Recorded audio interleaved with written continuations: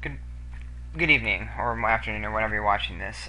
This is your first video. I'm not going to do too many of these in the first semester, but this one's on the reciprocal, the idea of the reciprocal.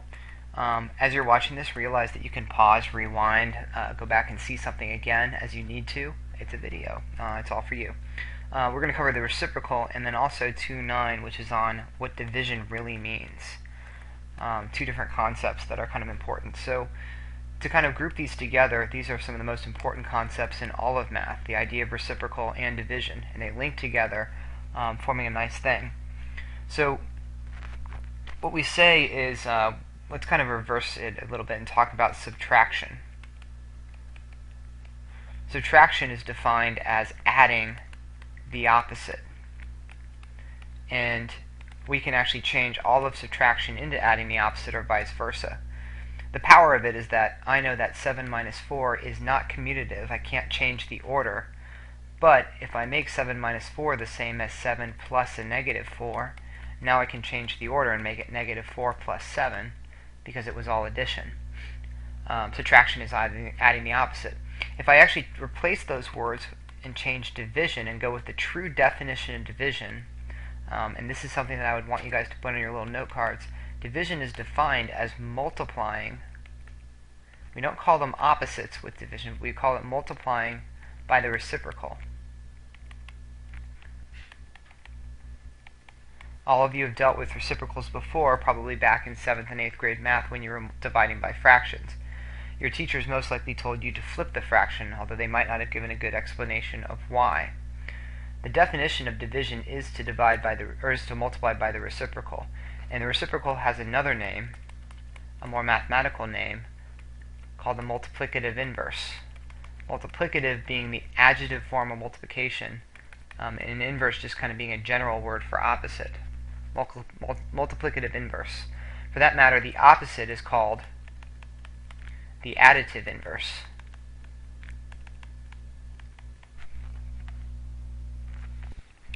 So let's kind of start with a few ideas here. I'm going to draw a number line, and on this number line I'm going to put the markers for let's put 0 down, let's put 1 down, and then I'm going to shade all the way over here to kind of mean on and on and on forever to infinity. It's not really a number, it just goes on, and you know how that's kind of how a number line works.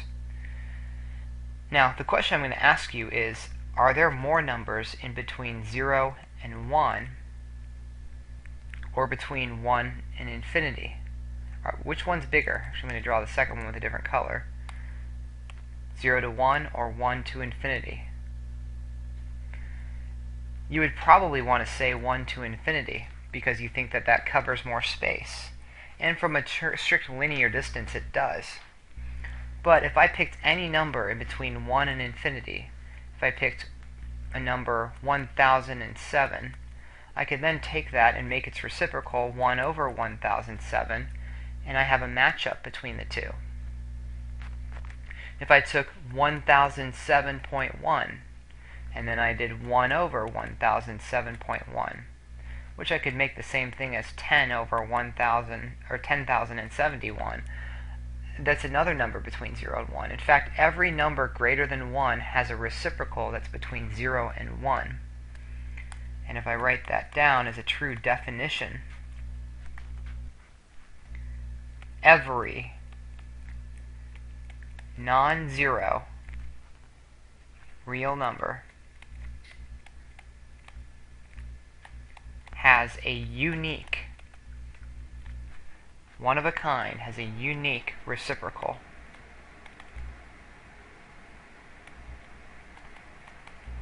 And if I kind of write that one more time, every x has a unique 1 over x such that x times 1 over x equals 1. A reciprocal is the one magical number that when you multiply by itself, it becomes the number 1. So let's kind of do some examples of this. We're going to play the reciprocal game. We're going to put numbers down. 4, -1, -3 over 2, Since this is kind of infinite, I can go on with it. Well, I'll make it easier on you. Let's do negative 3 over 2, then 17, 1741, negative 1.25, then do 0.01, we'll do 0 over 16, we'll do 0.0001, negative, and then we'll do pi. Let's do one more. Let's do negative 1.4. In red, I'm going to put the reciprocals for each of these. And basically, 1 over x means take the number and put it under 1. This is kind of one of the easier things to do. We're going to go one more step and simplify all these if we can. So 4 is 1/4. The reciprocal is 1. Oh, can't put equals. That's not right. The reciprocal of 4 is 1/4. Don't put equals. They're not the same number. The reciprocal of negative 1 is 1 over negative 1. And 1 over negative 1 is in fact just 1. There I'm putting equals because those two are equal. The reciprocal of negative 3 over 2 is negative 2 over 3. The reciprocal of 17 is 1 over 17. The reciprocal of 1741 is 1 over 1741. The reciprocal of negative 1.25, negative 1.25 is the fraction, notice I'm writing this in blue, that's negative 1 and 1/4, which is negative 5/4. So, slide this over to the left, and the reciprocal in red is negative 4/5. Now, could you have written 1 over negative 1.25? Sure. Those two are actually equal. 0.001 is the same number as 1 over 100, which its reciprocal is 100 over 1. Now, we don't write things over 1 in Algebra 1 at Brebeuf. We just put them as the number itself. 0 over 16 simplifies to the number 0. And 0 is the only number that has no reciprocal, because if I put 1 over 0, that's error divided by 0, and that is undefined. So what we're going to say is that actually the reciprocal of 0 is this quantity we call undefined. And we're going to keep that. In sort of the later classes, we cheat and we say that the reciprocal of 0 is undefined, and the reciprocal of undefined is 0. That's a little bit of cheating. This is then quantity negative 1 over 10,000. So its reciprocal is actually negative 10,000, or negative 10,000 over 1. The reciprocal of pi is just best expressed as 1 over pi. And the reciprocal of negative 1.4, which simplifies to negative 1 and 4/10, which is negative 1 and 2/5, which is negative 7/5. The reciprocal is negative 5 over 7. So you should be able to identify and if every number is reciprocal actually fairly easily. And if you have problems with that, come find me. We'll work more on it. Okay, so new break line. I have this property. That's what I mean when I put prop. It's called the property. Oops, sorry. I'm going slow here. I'll speed up. Of the reciprocal of the opposite of a number.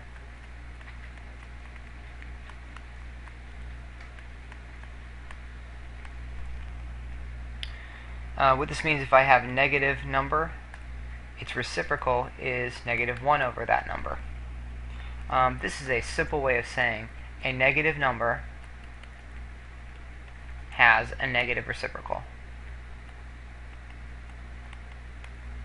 That should be fairly obvious. In order to multiply two numbers and get 1, they have to be the same number.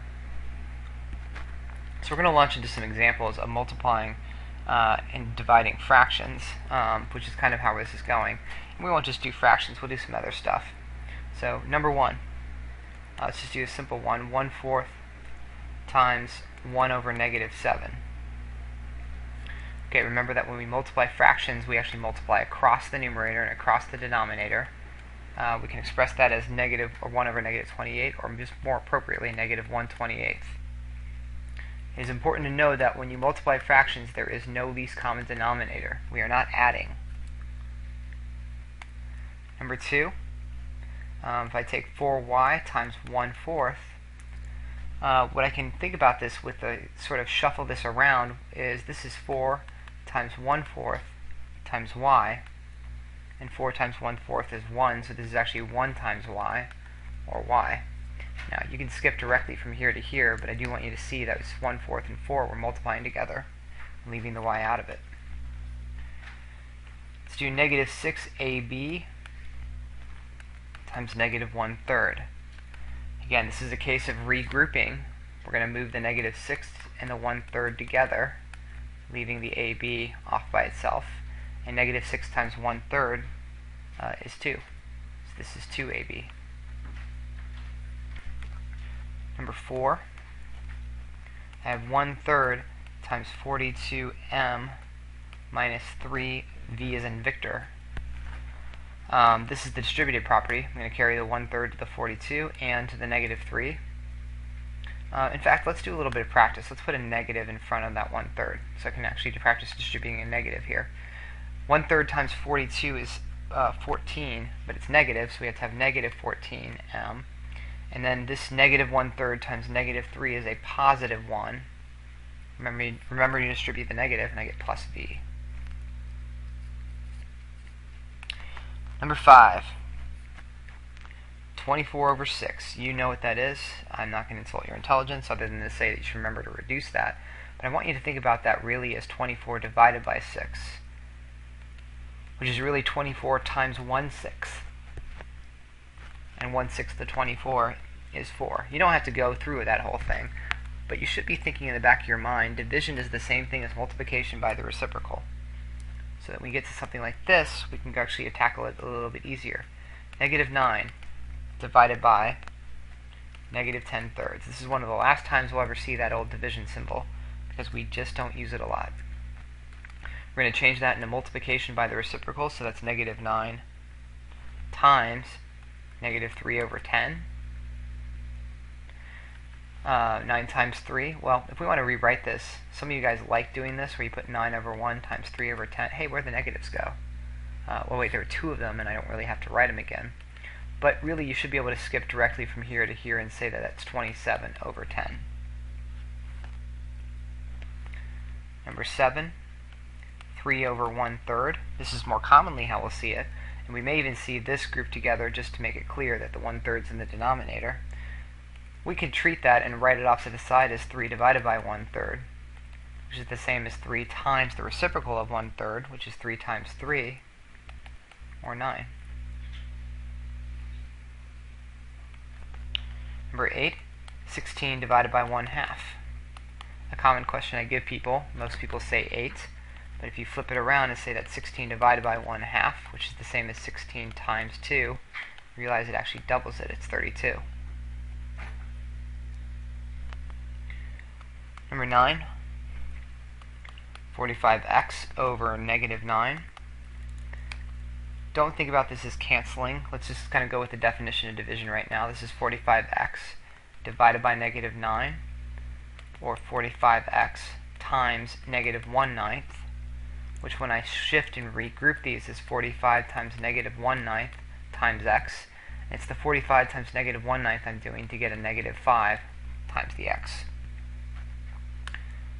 So, a few questions I want to ask you, just to kind of ponder, and we're going to approach these in class tomorrow, or when next time, I think it's Wednesday we meet. Number 1, why can't you divide by 0? It's the cardinal rule in math, you can never divide by 0. I want you to investigate why. I'm actually considering bonus points for a very good explanation from you, not reciting something else, but from you, why you can't divide by 0. Number 2, why can't you divide 0 by 0? You should be able to divide 0 by 0. There shouldn't be a problem with that. We know that 0 times 0 is 0. So why can't 0 divided by 0 be 0?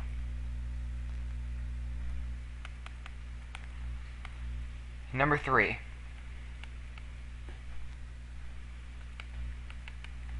What is 0 divided by x if x is not equal to 0? And probably more importantly, explain. Hold on that, think about these, but have some sort of answer for these when we meet next. Your homework, which we're going to start in class, I just want to get this down so you can write it down so you know what it is you need to start.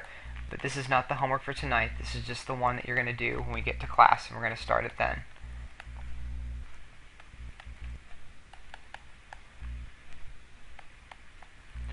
So I'm going to box that in and say that this is not due until, okay, let me check our little calendar. That is actually going to be due Thursday,